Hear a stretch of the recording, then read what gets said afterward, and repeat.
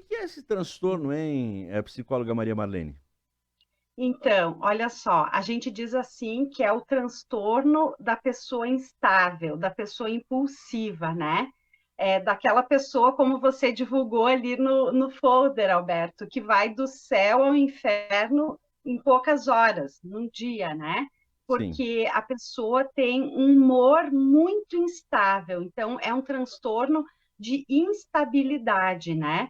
Então, essas pessoas, elas são pessoas assim que tem como fundo, né, de tudo isso, o medo do abandono e da rejeição, que provavelmente elas tiveram alguma experiência sobre isso na sua infância. Então, são pessoas assim com baixa tolerância à frustração, pessoas muito carentes do amor do outro. Ela não existe sem o outro, sem a validação do outro. Elas são pessoas assim que a qualquer momento que elas achem que serão rejeitadas ou abandonadas, elas vão ativar esse vazio interno que é insuportável, esse vazio do abandono, esse vazio da rejeição. E aí, principalmente nos adolescentes, como nós temos visto brotar muito hoje, tem aparecido essa coisa da automutilação como uma forma de aliviar esta dor emocional. Agora, antes da automutilação, que é um assunto muito importante, que a gente já tratou aqui, mas nunca é demais tratar, quero te perguntar o Uhum. seguinte, psicóloga, essa história de ir do céu ao inferno, assim, questões de tempo, tem a ver também com a questão da bipolaridade? Na verdade, não, a É bipolaridade outra é um coisa. conceito, é um transtorno diferente, Alberto. Tá certo. A bipolaridade, a pessoa, ela fica assim, ela fica mais ou menos, digamos, 2 meses num polo depressivo, né? Então, ela não pode nada, o mundo vai acabar, eu tô aqui só sobrevivendo, dá tudo errado na minha vida. Daqui a pouco ela vai lá pro polo da mania, do posso tudo, agora eu vou mudar o mundo, e vai ficar mais um mês, dois naquele polo, né? Então, por isso que é a bipolaridade. Já a pessoa borderline, ela pode experimentar isso num dia, por exemplo, vou te dar um exemplo. Hum. Ela vai para uma festa, ela estava entusiasmada, um mês se preparando para a festa, e ela chega lá, tá tudo maravilhoso, a companhia, a festa e tal, mas daqui a pouco aparece uma frustração. Ah, o amigo, a amiga que foi junto fez alguma coisa que ela não gostou, aí já virou um inferno. A festa é horrível, eu quero ir embora, já mudou tudo. Então, as pessoas chamam, né, normalmente, esse paciente de pessoa de lua, né, porque é de lua, agora tá bem, de tarde já piorou tudo, Nossa, entende? isso aí eu ouvi muito, então eu prestar atenção. Minha mãe dizia muito isso pra mim, tem um cara de lua, quando eu era adolescente. Ah, mas não é só isso, tem muitos outros fatores, calma aí. Ou vive. Eu tinha duas coisas que minha mãe dizia: tu é de lua ou tu vive no mundo da lua também, né? É isso. Ah, deixa eu te falar, então. A pessoa borderline, ela vive no mundo, num mundo idealizado, num mundo assim da fantasia. Ela fantasia muitas coisas. Então, a gente precisa o tempo todo na psicoterapia estar puxando ela para a realidade. Ela fantasia muitas coisas. Como ela precisa, Como por exemplo o quê? por Sim. exemplo, assim, ó, como ela precisa muito existir com a validação dos outros, né? Eu tenho uma paciente que ela diz assim: eu não gosto da pessoa, eu gosto do que a pessoa pensa sobre mim, tipo, ela me acha querida e tal.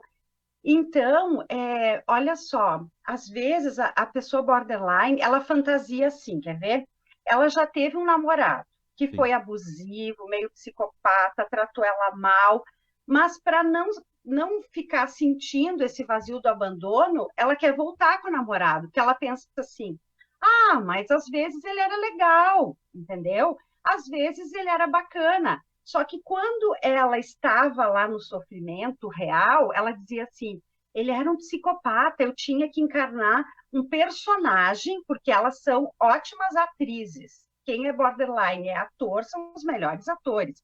Então, ela diz assim, eu tinha que ser um personagem para agradar ele só, porque ele só me depreciava, só dizia que eu estava errada, então eu tinha que viver um personagem. Aí a pessoa termina, porque não aguenta o sofrimento, mas quando está sozinha, vem o abandono, ela fantasia que esse relacionamento era bom, Entendi. entendeu? E aí não sai dele, né? E aí ficam os relacionamentos das pessoas borderline, Alberto, sempre são difíceis, ardentes, intensos, abusivos. Eu tive já pacientes, inclusive na pandemia, que se separou 2, 3 vezes e voltou com a pessoa. Agora deve ter se separado de vez, pelo que eu sei, porque eu não estou mais tratando. Mas, tipo assim, hoje eu odeio, acabou tudo, eu mudo de casa, eu vou para advogado, daqui 2, 3 semanas eu quero voltar, porque eu não aguento sentir esse vazio, essa dor do abandono. Por quê? Porque essa é uma dor, né, a gente diz assim, constitutiva do psiquismo deles, porque é uma dor que vem lá da infância, né, das fases iniciais. Então, é uma dor inexplicável, E né? Então, o que que ocasiona essa dor que pode gerar todo esse transtorno quando a gente é adolescente ou adulto, na infância? Quais são, assim, características que ocasionam isso na infância, que talvez, evidentemente, não são percebidos na infância, mas que quando na fase adulta a gente faz um levantamento, vocês profissionais, e diz, puxa, isso é coisa de infância mesmo. uhum. Olha só, Alberto, tem teóricos que dizem assim, que tem fatores biopsicossociais. Então, desde a infância, aquela criança que ela tem já uma herança genética, ela é muito frágil, ela, ela é muito dependente, né? Então, qualquer coisa na escola, ela vai se sentir assim, vai se sentir maltratada, vai se sentir rejeitada por qualquer coisa que outra criança não se sentiria, né? Sim. Então, por que que eu estou falando do hereditário, assim, né, do biológico? Porque normalmente essas crianças elas vêm de famílias tóxicas, famílias que também têm problemas com álcool, com drogas, com brigas, onde ela não é validada, ou seja, ela não é dito assim, você é importante, você é amada, você sabe fazer as coisas. Muitos casos elas sofrem abusos sexuais na infância, como eu estou pensando um caso agora, que a menina enquanto morou com a mãe, o padrasto abusou, depois foi criada pela avó, aí teve uma filha bem jovenzinha, a mãe criou, né? E aí foi tendo só relacionamentos difíceis. Então, isso vem lá da infância, tanto do fator genético como do fator social. Que aí o que, que acontece? Na convivência com essa família, muitas vezes o pai morreu, ela teve uma experiência traumática, como uma paciente que eu tenho, ela viu o pai se enforcar aos 7 anos, a mãe teve que criá-la sozinha, mas a mãe tinha que trabalhar, não dava conta de todo esse afeto, talvez toda essa atenção que ela precisava. Então, hoje, sendo adolescente, aos 16 anos, ela é inteligente, ela poderia fazer várias coisas sozinhas. Quando ela vai para a terapia, ela liga para a mãe chamar o Uber. Eu digo, mas por que tu não chama? Porque eu penso que se eu ficar muito independente da minha mãe, ela vai me abandonar. Então, eu quero ser o bebê da minha mãe. Então, essa mãe tem todo um sofrimento porque ela tem que dar conta E disso. quantos A anos menina, tem essa paciente? 16 anos, Quantos? 16 anos. É, A 16 anos. menina, a paciente, 16. É que tem, assim, eu gosto de falar de adolescência porque tem esses casos que você está relatando. Nós estamos aqui conversando com a psicóloga Maria Marlene Faria, mas também tem essa malandragem da adolescência, né? Eles mexem em tudo, sabem tudo, Sim, são expert em sim, tecnologia, mas na hora de se inscrever numa oportunidade de emprego, tem o papai e a mamãe que fazer o currículo, ou não sim. sabe nem se inscrever no Enem. Então tem É, tem uma turminha muito esperta aí também, né, tem. psicóloga? Tem. Essa geração é muito a geração do prazer, né, Alberto? É a geração que eu sei fazer o que me interessa, o que gera sofrimento, aí frustração, eu não quero saber, né? É, Então, o que que acontece? No caso, dessa paciente que eu estava te citando, ela não queria ir para a aula. Não ia para a aula, ia quando dá vontade, tipo uma vez por mês, uma vez por semana. Aí ela me relatou uma situação da escola que ela chorou, que eu entendi que ela não foi bem tratada pelas professoras. Eu resolvi ir com a mãe na escola. Aí nós descobrimos o outro lado da história. sempre tem um Por outro quê? lado, né? Porque essas pacientes são muito teatrais, são manipuladoras, tudo em função desse sofrimento, né? De não se sentir rejeitada e tal. Aí nós descobrimos todo um outro lado e tal, e aí foi feito um combinado que ela era obrigada a ir para a aula, porque agora tem a lei aí que não podem reprovar, e que, senão, a mãe ia ter problemas com o conselho tutelar, se ela fosse reprovada. Então, ela meia que foi muito de arrasto, muito com muito sofrimento, mas eles são extremamente inteligentes, Sim, né? Ela usa um aplicativo que ali ela controla quanto tempo ela está sem se cortar, por exemplo, sim. né? E eles são extremamente inteligentes, essa juventude. Bom, Mas baixa tolerância à frustração, a maioria. é. Agora, você falou em automutilação, e assim, até nas nossas conversas antes dessa entrevista, você me dizia, Maria Marlene Faria, de que a automutilação não tem acontecido só com adolescentes. E você disse, olha, tem gente adulta se automutilando, né? A automutilação, eu converso com diretores de escolas e professores, eles estão apavorados o quanto os adolescentes estão fazendo isso, que é uma forma de aliviar a dor. Agora, eu fiquei surpreso que também adultos estão nesta, é isso? Não, não, acho que Eu me entendeu enganei, errado, me Alberto. enganei. Não, não Então, é então adulto, não é. me corrige aí. Eu te corrijo, é que a gente sempre fala bem rápido, a gente está sempre correndo, né? Mas assim, ó, não é que o adulto se automutile. O adulto, quando é border, tem outra forma de aliviar a dor. Muitas vezes ficando nesse autossacrifício, de ficar no relacionamento ruim, né? Sai e volta. Muitas vezes são mulheres que tu pode perceber assim que elas fazem coisas no corpo, vivem fazendo um outro tipo de automutilação, vivem Sim. fazendo cirurgia plástica, e estão sempre mal, é, estão sempre mudando coisas, a cor do cabelo. As adolescentes border também mudam muito o cabelo, se maquiam muito. E também tem uma coisa no adulto, que tu vê no adolescente, que é o seguinte, Alberto, o border, ele tem algumas que tem a agressão para si, né? Quando eu sinto a dor, eu corto, me automutilo, porque no cérebro tem uma sensação adrenérgica de alívio da dor, mas tem os border, que eu atendi até hoje só mulher border, né? Que fazem agressão para fora. Então, olha só, ao invés de se automutilar, tem border que bate no marido, que faz escândalo em público, que quebra tudo em casa.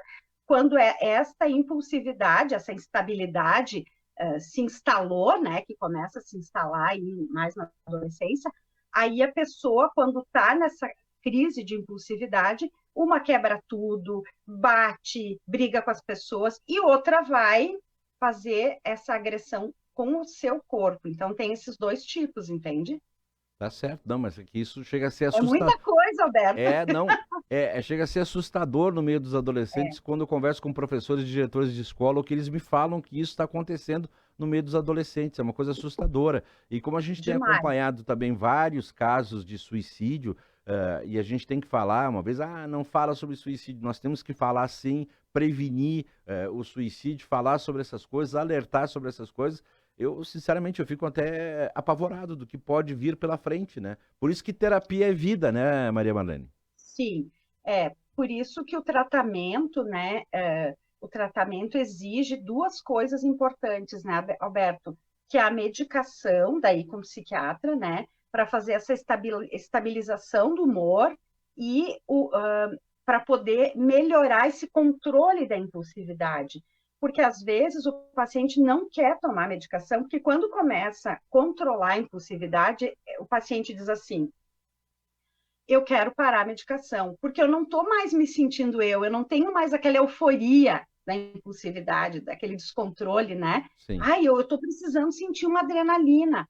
Aí a gente precisa fazer o que a gente chama psicoeducação na psicoterapia e dizer, escuta aqui, era boa essa euforia quando você se colocava em risco, quando você tentou suicídio, quando você ficou fora de controle. Tu acha que a tua mãe ia sofrer, ia ficar feliz se você morresse? Porque o que que acontece? A automutilação é para aliviar a dor, não necessariamente elas querem morrer.